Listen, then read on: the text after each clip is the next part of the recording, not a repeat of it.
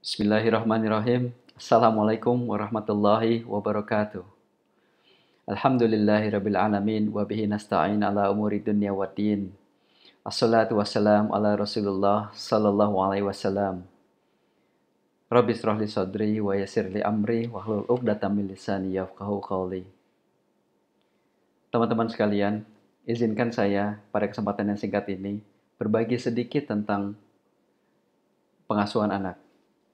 Dalam hal ini saya bukan dalam kapasitas untuk mengajar karena saya ilmunya masih jauh dari kapasitas untuk mengajar. Mari kita berbagi, mari kita bermuhasabah bersama, mari kita saling men-challenge atau menanyakan diri kita sendiri tentang anak-anak.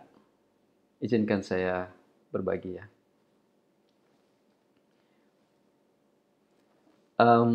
Seperti teman-teman sudah tahu ya, dan saya yakin di sini banyak sekali teman-teman guru-guru, para ustadz yang lebih tinggi pengetahuannya daripada kami, bahwa anak adalah hal yang sangat penting dan banyak sekali redaksi mengenai anak ditemukan di dalam Al-Quran.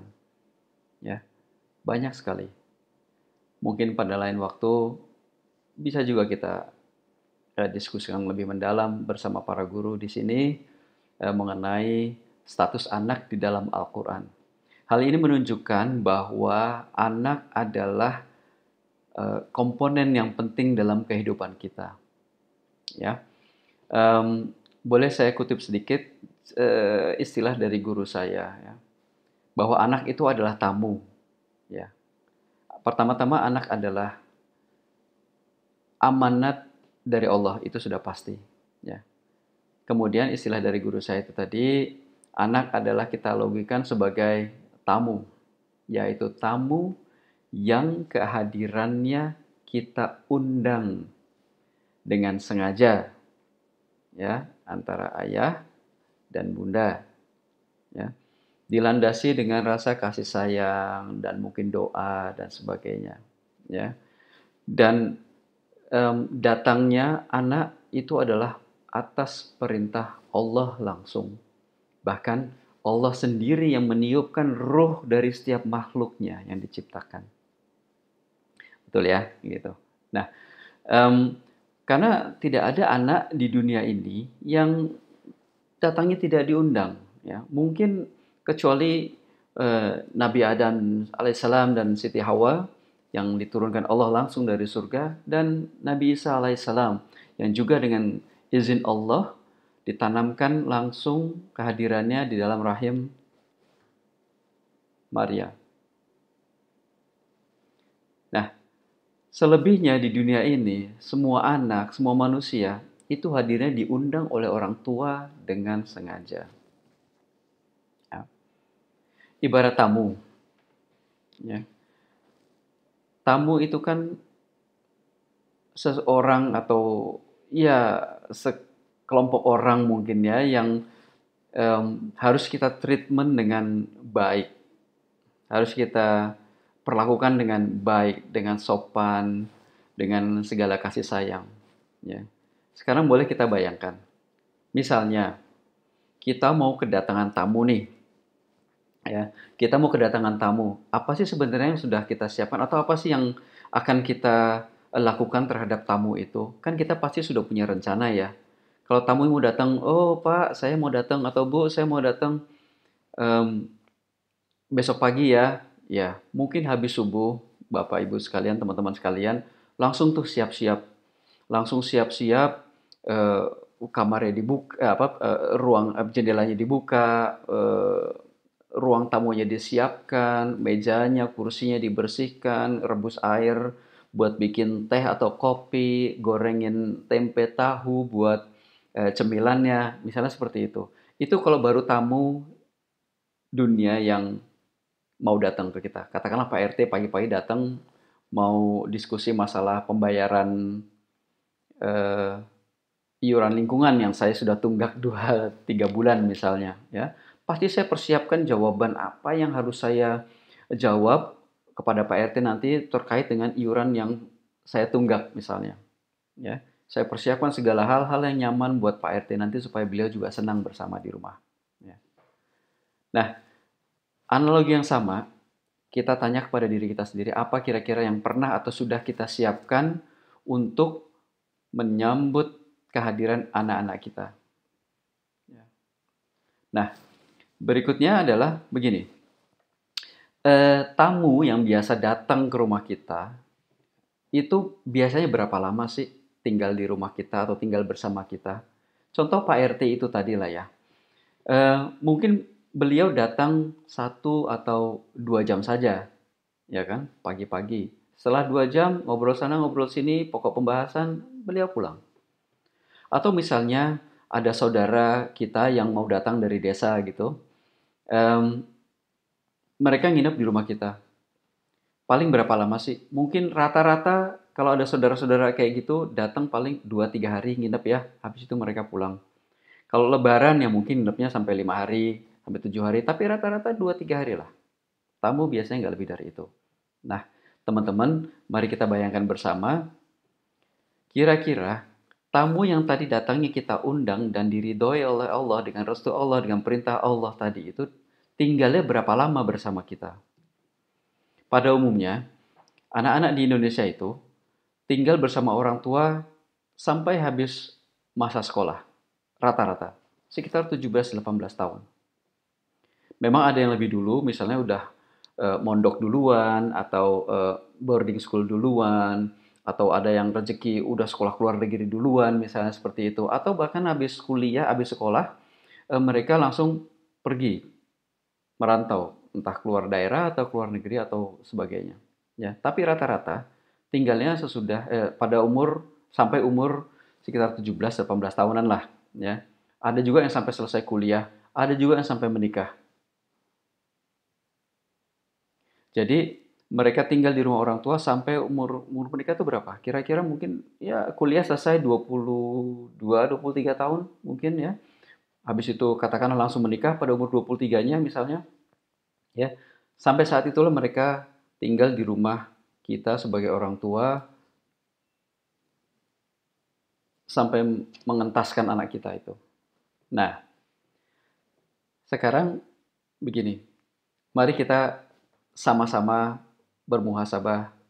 Saya punya 4 pertanyaan yang tidak perlu kita jawab sekarang, tidak perlu dikasih jawabannya. Mari kita jawab masing-masing. Ya, kita simpan jawaban itu masing-masing, kita bermuhasabah, kita telaah, dan kita jawab masing-masing. Dan kita actionkan masing-masing apabila perlu ada tindakan atau action. Ya, pertanyaan pertama, eh, apa sih yang dulu kita siapkan untuk menyambut tamu yang kita undang itu tadi? Ya, analogi Pak RT tadi, kalau pagi-pagi beliau mau datang, wah mungkin habis subuh saya nggak tidur lagi, memang biasanya juga begitu. Saya siapkan ruang tamu saya bersihkan meja dan kursi, saya rebus air untuk bikin teh, saya goreng tempe dan tahu untuk cemilan eh, bersama Pak RT, gitu ya. Itu yang saya siapkan. Bagaimana dengan anak kita dulu? Ya, apa yang dulu pernah kita siapkan? Saya yakin mungkin teman-teman di sini semua sama kayak saya, anaknya udah gede-gede. Tapi ya sudahlah, kita pikir aja dulu apa yang dulu pernah kita siapkan untuk anak-anak kita sebelum mereka lahir. Ya. Pertanyaan kedua, apa sih yang harus kita lakukan supaya suasana ini nyaman selama tamu ini bersama kita? Ya, Em, apa saja tindakan-tindakan kita? Kalau analogi Pak RT itu tadi tamu saya, ya, saya perlakukan dengan baik, saya beri apa yang dia butuhkan, saya bicara dengan nada yang apa intonasi yang baik, yang sopan, saya beri dia tempat yang nyaman, apapun yang saya punya gitu ya. Walaupun saya cuma punya teh, saya kasih teh terbaik saya mungkin, tidak terlalu manis, tidak terlalu pahit gitu ya. Saya punya tempe ya saya kasih tempe, saya apa namanya tinggikan derajatnya, bicara dengan sopan misal gitu. Nah, supaya beliau nyaman pada saat tinggal, pada saat bertamu di rumah saya. Nah, pertanyaan yang sama, ya, apa yang selama ini sudah kita lakukan buat yang anak-anak yang sudah besar ya. Selama ini sudah kita lakukan kepada anak kita ya. Yang sudah kita lakukan yang membuat anak kita nyaman bersama kita, atau juga kita nyaman bersama anak-anak kita. Apa yang telah kita lakukan selama ini?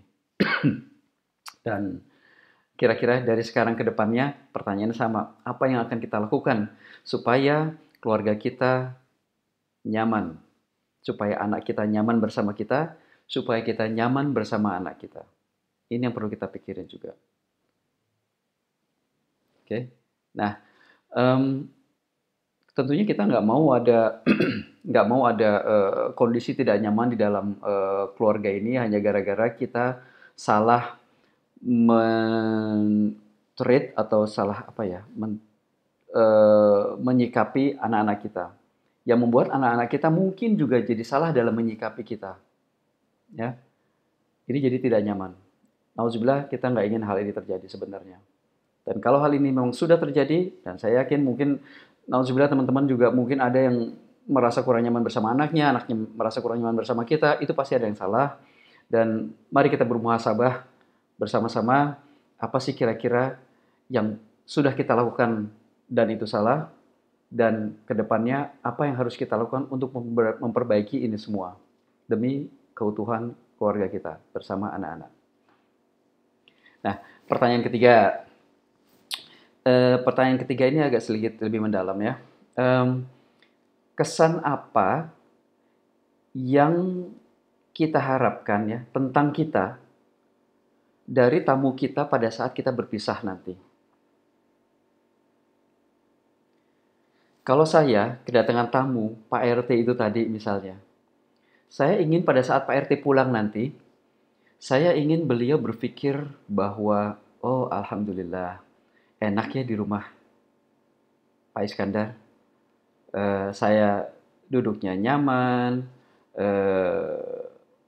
situasinya nyaman, tuan rumahnya baik, berkata tutur katanya sopan santun, ya kan, tidak tinggi hati, rendah hati, tapi dia menyajikan saya dengan sajian terbaik yang dia punya, misalnya gitu. Nah, ini adalah kesan yang baik yang kita harapkan pada saat nanti Pak RT pulang. Ya, jangan sampai nauzubillah terjadi hal-hal sebaliknya. Nah, pertanyaan yang sama, ya, apa yang kita harapkan sih tentang kita, anak-anak kita nanti akan mengesankan tentang kita. Ya, kesan seperti apa yang kita harapkan pada saat kita berpisah nanti? Berpisah bisa jadi pada saat dia pergi merantau atau keluar dari rumah karena mungkin sudah menikah punya rumah sendiri, ya, atau bahkan lebih jauh lagi pada saat kita meninggal, atau pada saat anak kita yang meninggal duluan. Pada saat kita yang meninggal duluan, suatu hari nanti, semua orang pasti mati. Kesan apa yang kita ingin tanamkan kepada anak kita pada saat kita sudah tidak ada nanti?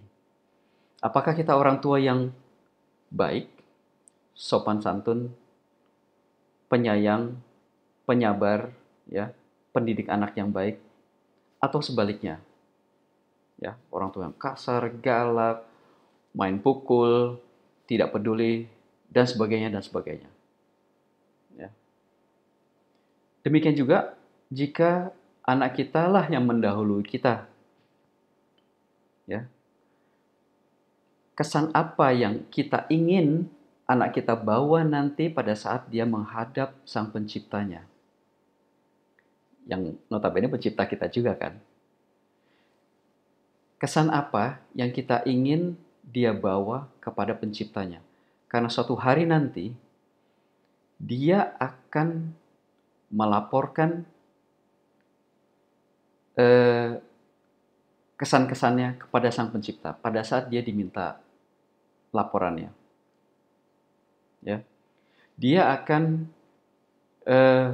lapor kepada Allah Subhanahu Wa Taala pada waktunya nanti. Mereka akan bilang, kita ini orang tua yang seperti ini atau seperti itu, ya. yang baik, sopan, penyayang, dan sebagainya, atau sebaliknya, yang kasar, galak, tidak peduli, dan sebagainya. Itu semua pilihan kita pada saat kita ada di dunia ini.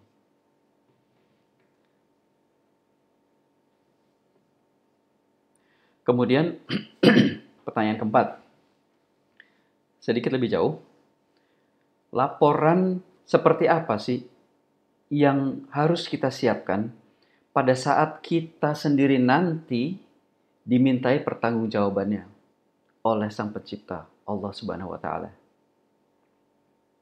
Apa yang kita siapkan di dunia ini pada saat kita eh, dimintai pertanggungjawabannya tentang anak kita.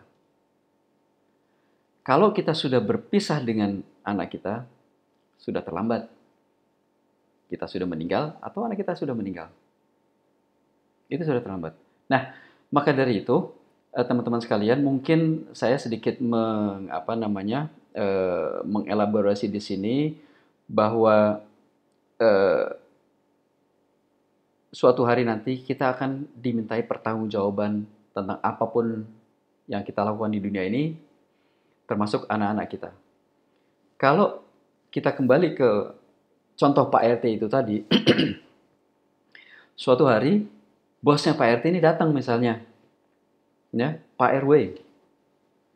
Nah, kita kan pengen juga ya bilang sama Pak RW, nanti misalnya Pak RW tanya, Pak Is, itu anak buah saya Pak RT datang ke rumah Bapak waktu itu udah diapain aja gitu kan? Apa yang sudah Bapak lakukan? Oh, saya bilang waktu itu, Pak RW, saya udah siapkan ruang tamu saya, meja saya bersihin, kursi saya bersihin, eh, teh kopi saya siapin, tempe tahu saya siapin juga. Alhamdulillah kayaknya sih nyaman. Itu hal yang terbaik yang bisa saya lakukan karena memang mungkin itu saya punyanya. Saya cuma punya air putih, saya kasih air putih. Saya punya tahu tempe, saya kasih tahu tempe. Itu yang terbaik yang bisa saya lakukan Pak RT. Siap. Oke, bagus. Atau sebaliknya, ya. Dan pada saat kita lapor sama Pak RW, Pak RT juga nanti akan lapor kan sama Pak RW, ih bohong Iskandar. Tapi pada saat itu, pada hari H di mana kita mempertanggungjawabkan hal ini di depan Sang Khalik, di depan Allah Subhanahu wa Ta'ala nanti, kita sudah tidak bisa bikin laporan palsu. Karena anak kita akan bersaksi tentang kita, dan seluruh anggota tubuh kita juga akan bersaksi tentang kita. Ya, kita nggak bisa lagi ngarang-ngarang, oh kayaknya dulu anak saya seneng deh, oh begini saya bohong, nggak bisa. Tangan kita akan menulis apa yang pernah kita lakukan, ya. Hati kita akan bicara, otak kita juga akan bicara apa yang kita pikirkan tentang anak-anak kita waktu itu. Dan seluruh anggota tubuh ini juga akan berbicara, bersaksi apa yang telah kita lakukan untuk anak-anak ini. Ya. Nah, itulah 4 pertanyaan sederhana dari saya. Pertanyaan itu juga sangat menancap di hati saya. Mungkin saya juga belum punya jawaban yang sempurna saat ini, tapi mari teman-teman kita bersama-sama menanyakan diri kita sendiri, bermuhasabah bersama-sama, mencari jawaban yang terbaik dan mencari aksi yang terbaik, karena suatu hari nanti kita akan mempertanggungjawabkan assignment indah ini kepada Allah Subhanahu wa Ta'ala. Demikian sedikit dari saya. Mohon maaf apabila ada yang kurang berkenan. Segala kesalahan datangnya dari saya, segala kebaikan pasti dari Allah. Wabillahi taufiq wal hidayah. Assalamualaikum warahmatullahi wabarakatuh. Semoga bermanfaat.